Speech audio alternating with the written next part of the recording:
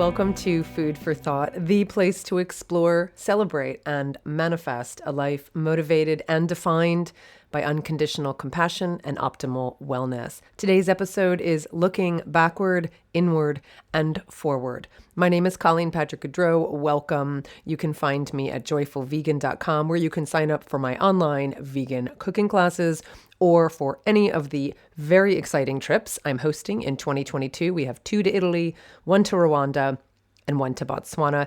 As always, there are no sponsors or ads on Food for Thought. It is a 100% listener-supported podcast. So if you get anything out of it at all, please join other supporters by going to patreon.com/Colleen Patrick-Goudreau to become a supporter today at your chosen level. Thank you for listening, and I hope you enjoy this short end of year episode. I wanted to cross the threshold together from 2021 to 2022 before connecting with you again in the new year. Hi, everyone. I hope you're doing well and that you're finding some joy and hope and meaning during this time, this difficult time as we near the end of 2 years living in a pandemic, dealing with the consequences of climate change. We here in California with our wildfires have experienced that. I know if you've experienced flooding or hurricanes, or just name any of the things that we've seen this past year, and just managing the challenges of living a life and a compassionate life at that. Over the last couple years, I have brought you some episodes that I hope have helped living a compassionate life, managing living during a pandemic, obviously how to stay healthy mentally and physically during a pandemic, how to reduce pandemic-related pollution is an episode I did, coping with anger and anxiety in turbulent times, including during a pandemic, engaging in politics, engaging in the world without being cynical. Those are some of the episodes I brought you here on Food for Thought. This past year, 2021, started off with an episode a day on how to transition to being vegan. I continued to provide guidance on implementing zero waste and sustainable habits, such as how to get rid of junk mail, how to set up gray water or rainwater systems, more tips on reducing food waste in particular and waste, garbage in general. I brought back some animology episodes, those that focus on our animal-related words and expressions, including the meaning behind white elephant games, what animals have to do with the racial stereotypes, Jim Crow and Zip Coons, the names of different types of pasta inspired by animals, and all the words we have from the beautiful raven bird. And I have more to share with you. One of the things I'm contemplating for 2022 is whether or not I want to bring back Animology Podcast, which is a separate podcast and ran for a year for a limited time, but I stopped it just because I was unable to continue both podcasts. But as I'm thinking, bringing back more of the animology topics, I would love to hear your thoughts as to whether or not you want to hear animology episodes here at Food for Thought, or if you want to hear them in a separate podcast, the Animology Podcast I would just bring back. So I'd love to hear your thoughts. You can share them with me at Colleen@joyfulvegan.com. So please do. I also brought you some of my personal favorite episodes, those about the history of pet cemeteries and pet burials, as well as about animal monuments and memorials around the world. I talked about the problem with zoos, how trying to save wild bees by keeping honeybees and eating honey is like trying to save wild birds by keeping chickens and eating chickens, and some travel and food episodes. In short, I was looking back on the variety of episodes, and I'm quite proud of what we've done here this past year in Food for Thought, definitely keeping with the mission of providing resources for living compassionately and healthfully, for debunking myths about living vegan, and for offering, hopefully, inspiration for how to live more thoughtfully, more mindfully, more compassionately with the rest of the natural world. So I hope you feel that I have accomplished that. That's what I always set out to do. You are always on my mind when I am deciding on episodes and writing episodes. This is not for my own pleasure, even though, of course, I enjoy it immensely. It is to further the mission, as I said, and to speak for animals. So I'm very grateful to produce this podcast, to continue doing so. We're moving into our 16th year, so this will be the end of the 15th year of the Food for Thought podcast, and I've got a lot more to share. I don't know if I can keep doing it in the manner in which I have. Patronage is low, sponsorships are low, and I don't want to go to podcast sponsors aside from listener sponsors. It's one of the reasons I'm taking a sabbatical right now, to figure out how I can keep on doing what I'm doing.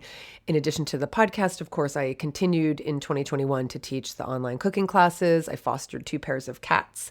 I finished a book proposal, which unfortunately the agent I was using has declined to take that on. So I'm back to looking for a new agent, but we'll find one. And we were able to run our trip to Tuscany, Italy, after not being able to do so for a year and a half. We did have to cancel our Botswana trip, but we will be doing it in 2022 in December.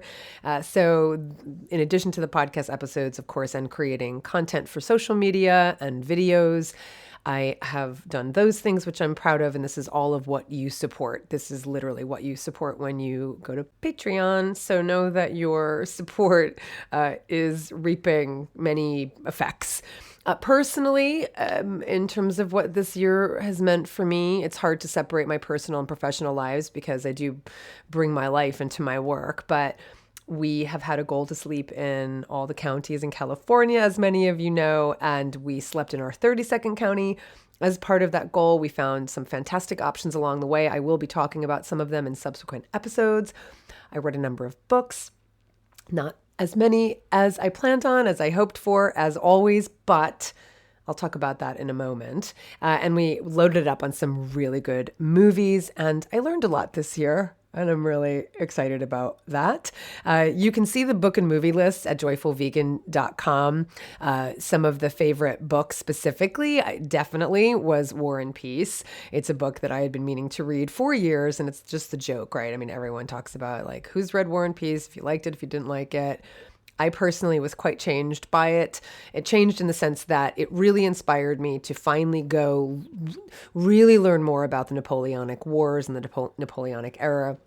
And then really understand that in the context of the French Revolution. You can't understand one without the other. There's that wonderful line about a student who appears in front of all these academic professors, and they say, what impact has Napoleon had on us here and now, here today? And he thought for a minute and said, it's too soon to tell. And it is true that you can't really understand what's happening today even, and in the last couple centuries without really understanding the impact of that time. And so it was really wonderful. David read War and Peace many years ago and it had the same effect on him. He went and delved into learning all about Napoleon and the French Revolution. And for the last decade, he's just really taught me so much. But I thought, okay, it's time for me to go do my own. And I didn't expect it to take me to that, reading War and Peace. It's a beautiful book in and of itself.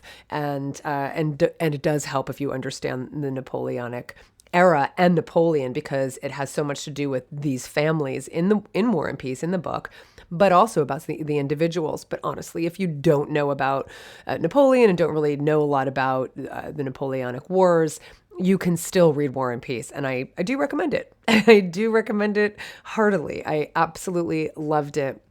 It's a long book, and it's one of the reasons I read fewer books than I wanted to, but not really. I mean, I read the book pretty quickly, relatively speaking, but it was one of those books where, those books where you just read them and you don't want them to end, so you read them more slowly. It's like chewing something longer because you love the taste of it and you don't want it to end. That's what it was like to read War and Peace. So that was pretty year-altering, mind-altering, reading that book. I also read some others you can see on at joyfulvegan.com. I've got some more, of course, for 2022, and I'm hoping to read more than I had originally planned for 2021. I'm really hoping. One of the goals that I learned from, who was it? I may have heard about it from Ryan Holiday, is just, everyone has different goals when they're reading. I think I may have talked about this in a Meaningful Life episode, but reading 30 pages a day. So it doesn't sound like a lot, but if I make reading an hour a day, sometimes I really get distracted and I don't wind up reading for the full hour. I say I'm going to sit down and read for. So I like the goal of 30 pages rather than 1 hour. So I'm looking forward to reading many books. I'm also looking forward to writing a book, but I'm looking forward to reading more books.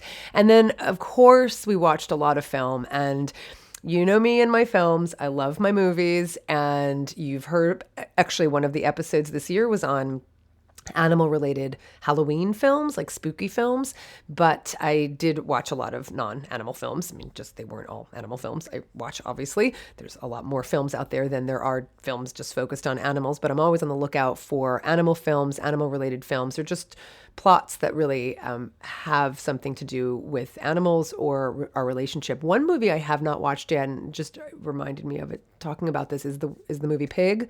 I wonder if any of you have seen it. I've heard about it from some of you, or I've heard that some of you have watched it, but I'm really looking forward to seeing the movie. It's supposed to be quite beautiful. But you can go see my top now 15 films. I used to just do top 10, but this year we watched so many good films. And on the list at joyfulvegan.com, you can see the ratings that we have for each one. I thought that's helpful for you. I did it in 2020 as well, where you can see what our ratings are. So we go according to kind of like the imdb.com rating system, in that there's not really half. We can't pick 7.5 for a movie. It's really 8.0, 7.0, 6.0. There are no half measures. So that does really force us to go, okay, do we really want that to be a 7 or a 6? And you'll see on my list a lot of 8s. It is rare for a movie to be a 9 on our list, but there were a couple that we rated a 9, including the first 2 we saw in 2021. We always watch a long film or a long series starting the new year. And in 2021, it was 2 films from the 1970s, one called The Emigrants, one called The New Land. And it's a Swedish film. Absolutely incredible, and I cannot recommend it highly enough. Those were the top 2 of our list of 15, although I included those as one so that I could get 15 in there. Sorry We Missed You. Ken Loach is just one of my favorite film directors. If you really want to see, one of the things I write in the blog post is that he's been telling the same story for 30 plus years, maybe 40, but he tells that story really well. So it's a pretty sad film. And one of the things I talk about in the introduction to this blog post is that we don't watch a lot of comedic films. We watch a lot of comedic TV, or when we watch TV, it's comedic, but when we watch films, they tend to be pretty dark. Even if they're comedies, they're dark comedies. So Sorry We Missed You is not a happy movie. In fact, most of these movies are pretty dark, but that's the human condition, and I love it. So I do tend to gravitate toward those movies, and so does David. So Ollie, Fear Eats the Soul was the first Fassbinder film we've seen, and it was absolutely spellbinding. So that's in the top 15.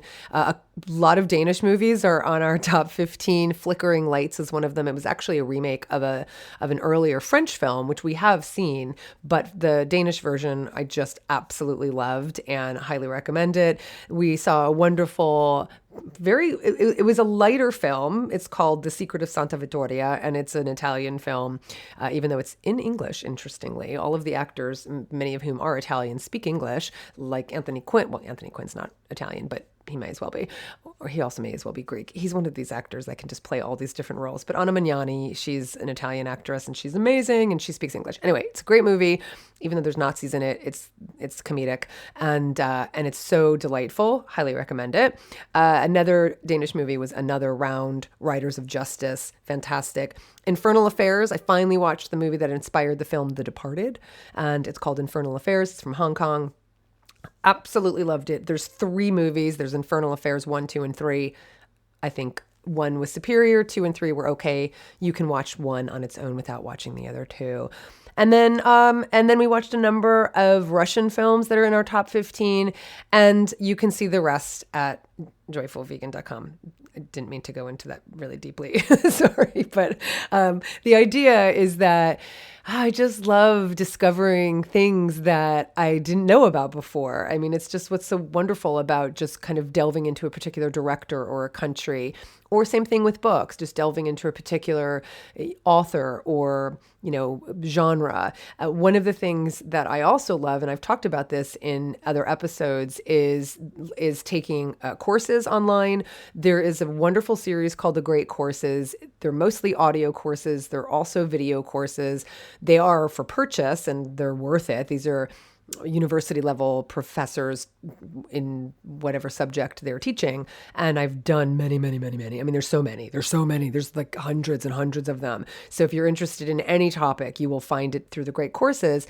And one of the nice things is that the Great Courses is also as part of Canopy, which is a service I've talked about if you have a public library card. Now, obviously, this just applies to the United States and to those libraries that actually have this relationship with Canopy, and it's Canopy with a K. But I feel like I'm like a spokesperson for Canopy because all of my friends now have like gotten Canopy because it's the best thing. So a lot of the films, people ask me how we watch a lot of the films. Some of them are downloaded, some of them are on Amazon Prime, some of them are on Canopy on the Great Courses. There's also a wonderful channel I recommend called the Criterion Collection. Well, the Criterion Collection is a distribution company, and they have their own channel now too, Criterion. So those are some of the ways to watch really good films, old films, foreign films, and I really recommend it. And you're supporting just people who really want to make sure that good art is put in front of us. And the Great Courses is one of the categories in Canopy. So if you have a library card and if you have Canopy, you can enjoy the Great Courses. So that's where I watched the Napoleonic era and the French Revolution. It's like 50 episodes. It was a lot. And the professor, the woman who taught, was incredible. And I just absolutely enjoyed it. So one of the things, I don't know if I mentioned this in another episode, but just at the end of 2019, I had just finished watching a course. It was also like a 50 episode course on the Black Death. Right, so the 14th century plague that hit, that really continued for many centuries afterwards, and some people argue is not really gone. But anyway, when we think of the people will say the Black Plague, it's actually the Black Death was the bubonic plague. If you want to understand like living through a pandemic and how it changes cultures and how it changes people and how it changes language, please go watch this or just read more about the Black Death. It will give you a perspective that I certainly didn't have until I watched that series, took the course, if you want to put it that way. And because there are reading materials, there are learning materials along with them if you want to go that route. But it definitely gave me a different perspective of the pandemic we're living through had I not watched that. So history gives you perspective of the present. It's just the way it is. The other best thing about 2021 was renewing my vows to my husband as we celebrated our 20th year of marriage. We were grateful to be able to do so with our friends at home. It was outside, but by then everybody had been vaccinated. We still had it outside, mostly because November is still a beautiful time in California.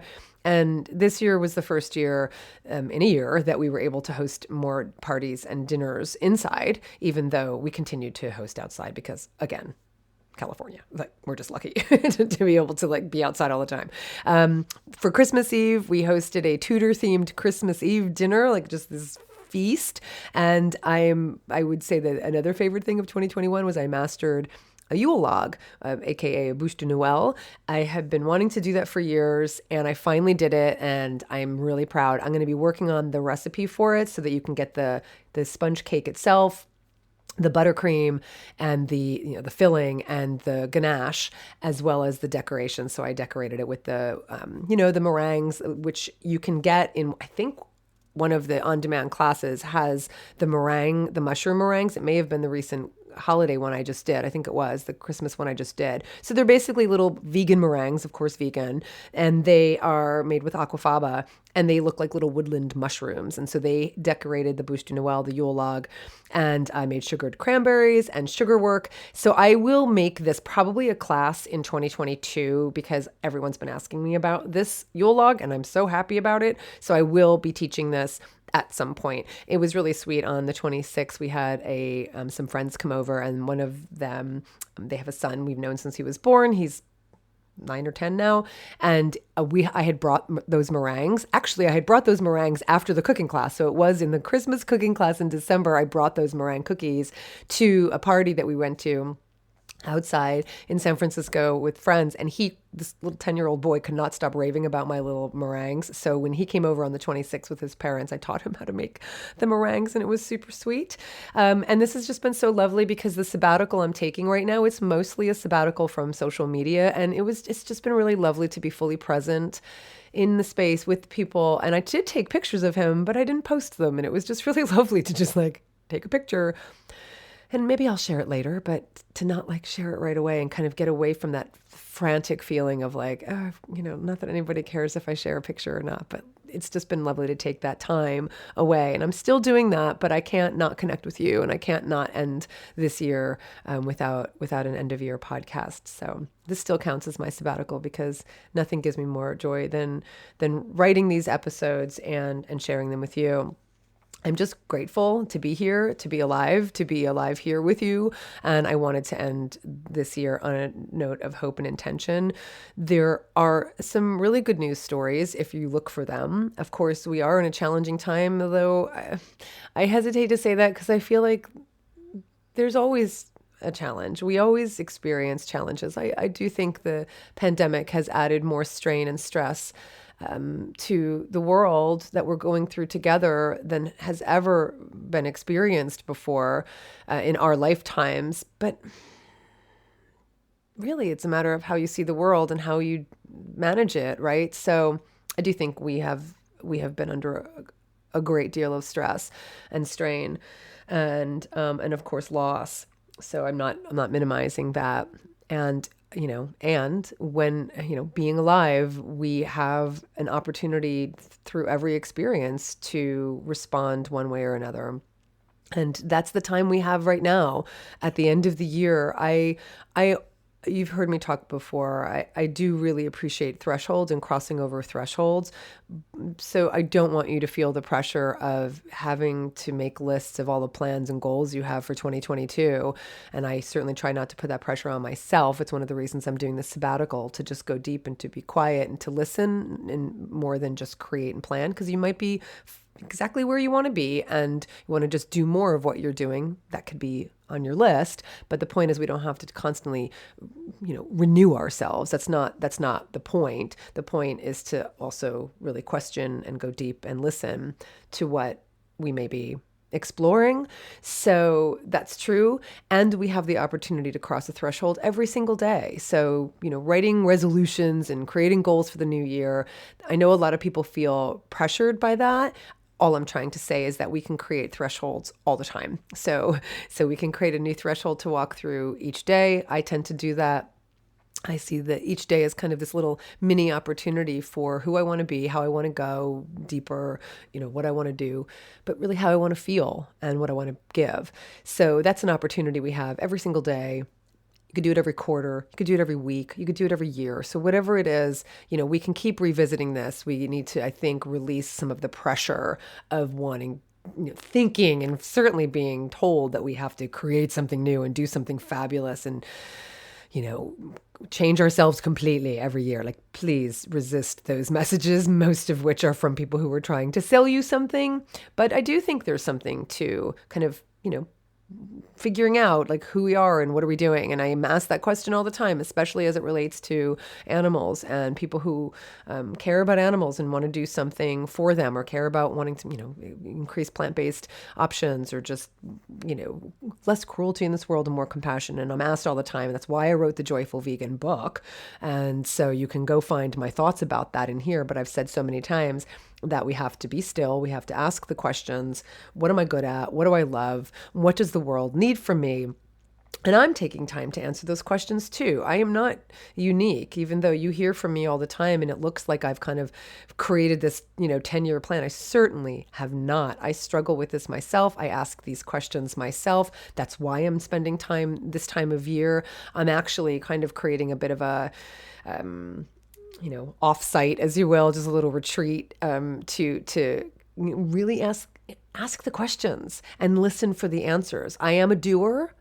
And one of my intentions for 2022 is to also just be, and not just feel like all of my worth and value comes from creating and doing and giving, because that is a lot of where I struggle. That if I stop that I'm just going to become irrelevant and that will be the end of it. And that has been my own anxiety, my own fear, even stepping away from social media.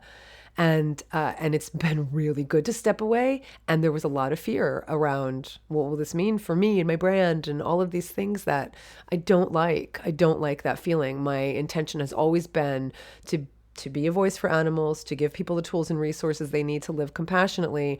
My goal is not to, create as much noise as possible, right? Like, and to just create and stay on the surface and never go deep. I mean, so I have to revisit these questions as well all the time, and I do. And I ask them every day, and I ask them every, year. And so here I am again. But I struggle as well, and I hit my own speed bumps. For instance, the 30-Day Vegan Challenge book is going to be coming to an end again. The publisher I sold it to was bought by another publisher who doesn't think the book fits into their inventory. And so there's going to be thousands of books that they will either pulp, which I will not let happen. So I can't take on distributing books again. I can't take on taking orders. I would love to be able to sell the book directly, but I am not a distributor, and doing fulfillment is not the best use of my time, right? So I'm going to be donating several thousand copies to an animal organization so they can give it away to their visitors and members. I'll keep you posted on who that is. But it's another heartbreak regarding this book. It's been really hard to bear. This book has gone through a lot over the last 10 years, and it's been really hard. So will it have another life? I'm going to try my damnedest to make sure it does. But these are the kinds of things that you don't hear about, that I struggle with, that, that really challenge me to, kind of question, what does this mean? And what do I do with that? Another challenge is actually kind of embarrassing. I think David bought me a new microphone for this podcast for my lovely 16-year long, or now 15, we're going into our 16th year, 15-year long podcast. And I didn't really kind of take the time to manage it and learn it and read the manual. Yeah. So there have been some settings that have been really off for this entire year. And it's been making recording really a hardship for me, which is so stupid because I could have figured this out. I didn't want to ask David. I just didn't want to bother him with it. And I finally asked him to help me. And we figured out what setting was wrong. And it's like a world of difference. I hope you can tell how high quality this recording is. But I also hope that you don't compare it to previous recordings and go, oh yeah, those were horrible. And God, I really hope you didn't stop listening because of it. I would never have sent out something I thought was horrible, but I do think the quality is much better, and it's going to make recording for me a lot easier. So those are my challenges. Those are what I'm dealing with. I mean, those are a couple of things. I mean, those are just certainly not challenges. That was just a big mistake. So anyway, the point is, I ask these questions too. I go through my own contemplation. And the reason I'm able to share coping mechanisms with you is because I practice them continually myself. So I don't come here from any, place of I've mastered this and I've mastered that. I just practice and I share with you what I hope will be meaningful and valuable for you. So I hope that has been the case. And so here we are, crossing over the threshold from one year to the next. It is a time, I think, to stop, be quiet, reflect, not just make plans for the future, but really take the time to reflect and contemplate where we are and where we've been. And it's why I love making these lists, the movie lists I shared with you, the book list I shared with you, but I sit down and I do my own list of what I've learned this year. And of course, then I also look forward to what I want to create for the new year. And it's a ritual I practice every year. This has been the first year that I'm actually taking off this time between Christmas and January 6th. I'm kind of using this whole 12 days of Christmas. I might go further than that with the social media, but I'm going to see. And I'm also going to probably make some changes in terms of how I engage on social media. I don't need to be on it every single day. I want to still bring value, but I don't need to be there every single day, especially if it's depleting me. I want to be able to give from a full place, not from a depleted place. And so this is the first time I'm actually taking complete break from social media.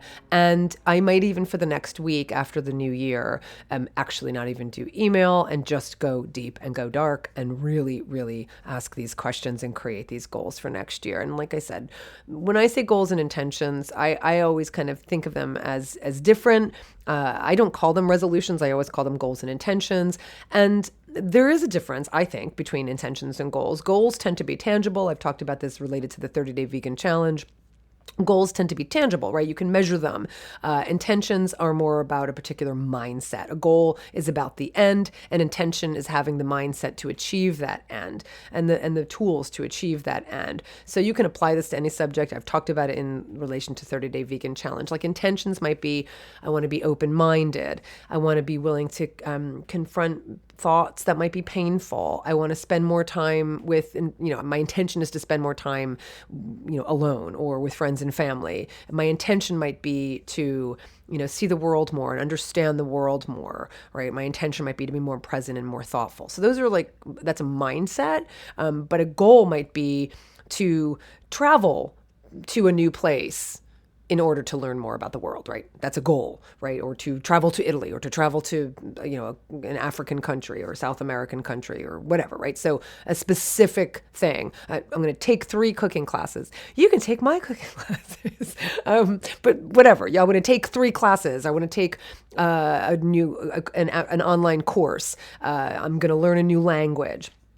One of my goals for 2022 is to actually really improve my Italian. Just being in Italy and preparing for it this past year. I mean, I've said this for years. I love Italian. It's my second favorite language. English is my first. And I really want to just really make a practice of it every day of the week. Sleep in 5 new counties is one of our goals. And that's part of this larger goal of sleeping in every county in California. And that's kind of a fun way to think about things too. Like maybe you want to visit every national park. Maybe you want to visit every state park. Maybe you want to visit every baseball stadium. I mean, you can create your own goals that I think are really fun. I can highly recommend a goal like getting to know the place you live in or things that you love. Like I said, go to every opera house, whatever it is you love, just go deep. It's really fun, and go broad, because you see things and learn things and experience things you wouldn't otherwise if you just say, yeah, I'm going to hang out in my state more. You just do it more purposefully and intentionally. A goal might be to journal every day. That's another one of my goals. A goal is to have a silent day once a month. I used to do that a lot, and I haven't done it in a long time. So that's another one of my goals. A goal might be to become vegan. A goal might be to find an animal organization you're going to volunteer with. So those are very specific, tangible, measurable things.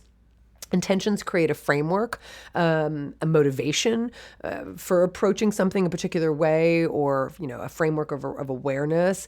They're more about the process than the end result, and goals are about the end result. So I personally find it very satisfying to tick off lists, which is kind of one of my goals for 2022, is to actually, finding the balance for me of ticking off a list and actually just being a little more flexible and loosey-goosey. That's actually one of my goals because I love the feeling of ticking off those lists, but that can also feel overwhelming for some people because we have to make sure we keep our expectations and our goals realistic as well, so that we don't feel like we're failing. But I am definitely a list maker and a list crosser outer, and it's one of the most satisfying things for me.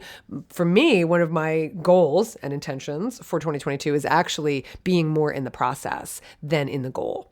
So that requires kind of, again, being more quiet, just being more intentional rather than just ticking off these goals. So you might find that you're in the goal setting place or the intention place. Either way, just keep them so that you're being kind to yourself, regardless of whether you're creating intentions or goals. And I hope also that you reflect on what you've accomplished. And when I say accomplish, I want to be really clear. This is not about I earned this much money. I, did this well in my job. This was a success I did. It's also about who did we set out to be, so that we can be so we can live in the fullness of who we are, and we can embrace the best of who you are and bring to the world the best of who you are. To me, that's what these goals and intentions are about. It's not, it's not about external accomplishments. Some of it is actually about just creating a goal for ourselves and reaching it, right? So let's say, for instance, let's use weight loss as an example. Please don't send me hate mail. Some people do have goals of weight loss. I get hate mail whenever I talk about weight loss. So let's use weight loss as an example. If your goal is to lose 5 pounds, and one of the ways you're doing that is by, eating, more vegetables every day for 3 months and working out every other day for 3 months, and you lose 4 pounds at the end of that time, but you worked out every other day like you said you would, and you ate more vegetables every day, like that's a huge accomplishment. So the accomplishment isn't only reaching the goal and ticking that off. It's actually that I did what I said I was going to do, and I did it for myself, and I did it for the betterment of myself. And that goes for whether we're exercising mentally, emotionally, spiritually, physically, whatever it is. So there are ways for us to continue to be kind to ourselves while also creating goals. And I hope you find that for yourself. But it's also about reflecting on what we've done. If, being kind to ourselves, realizing, who we are, and that we've got so much to bring to this world. I've always said that, being vegan isn't about becoming someone different. It's about, in my opinion, removing the blocks to all of those characteristics and qualities of who we are that actually makes us who we are, and that the people who know us and love us want more of, right? So that's my hope for you. That's my wish for you. I'm so grateful to you for listening to Food for Thought. I would very much welcome, I do very much welcome your suggestions for episodes. I'm very grateful to those of you who left some ratings and reviews recently for the podcast on like Apple Podcasts and other places. I really, really encourage you to do that. It does help. If I'm going to continue this podcast, those kinds of things really make a difference. If I'm going to continue Animology, I'm going to want to hear your thoughts about that as well. So I would love to hear from you. Thank you for continuing to and considering supporting Food for Thought. You can do so over at Patreon.com. You can just search for my name, but it's patreon.com/Colleen Patrick-Goudreau. And you can also just make a one-time contribution. As a Patreon supporter, by the way, you can choose annual or monthly.